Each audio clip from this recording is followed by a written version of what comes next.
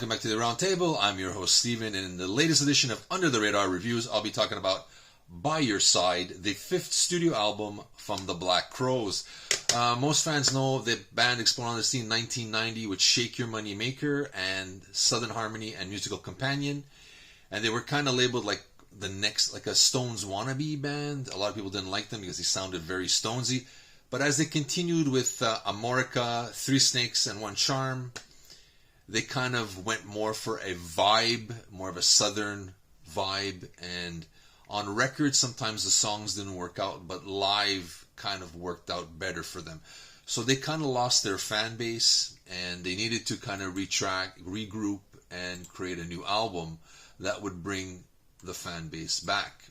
So what they did was they got back with, I'm sorry, I'm looking at my notes, apologies.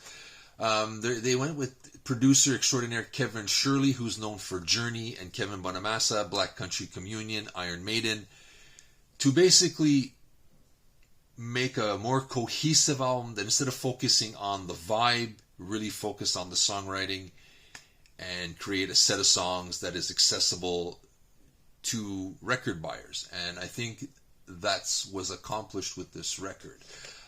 So By Your Side was, I think, a little bit better received. It didn't sell as well as I thought it would, but I think because the company didn't really promote it, and I think people just weren't sure what the Black Crowes were anymore. Were they, the next Allman Brothers? Were they the Stones? This is sounding like Aerosmith to me, Aerosmith and Allman Brothers put together. And so I think people weren't sure what to make of it, and I think people just didn't flock to it, and it didn't do the numbers that they wanted. But in my opinion, it's still a great album. And if you kind of drifted off by the third album, this is an album to really get acquainted with the band again. It's straight ahead rock tunes. I love the album opener, Go Faster, Kicking My Heart Around. By Your Side is a nice mid-tempo.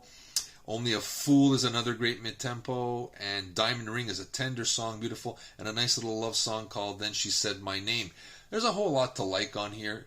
It's not as, I guess, thick or have a lot of musical depth as their other albums, but it's catchy. It's got some good lyrics to it, and sometimes that's all you need. It's a kick-ass little rock album that kind of fell by the side, and I think it deserves your attention. If you are a Black Crowes fan, and like I said, kind of drifted off by their third album, then this is the way to go to get back into them. I think this is what kind of reset them. Kevin Shirley really brought them together and made a tight-knit set of songs. So they're not very long.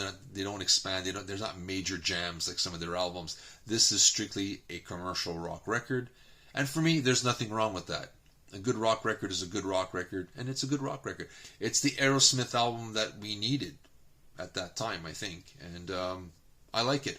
But let me know what you think. Were you ever a Black Crowes fan? Did you drift off? Did you get back?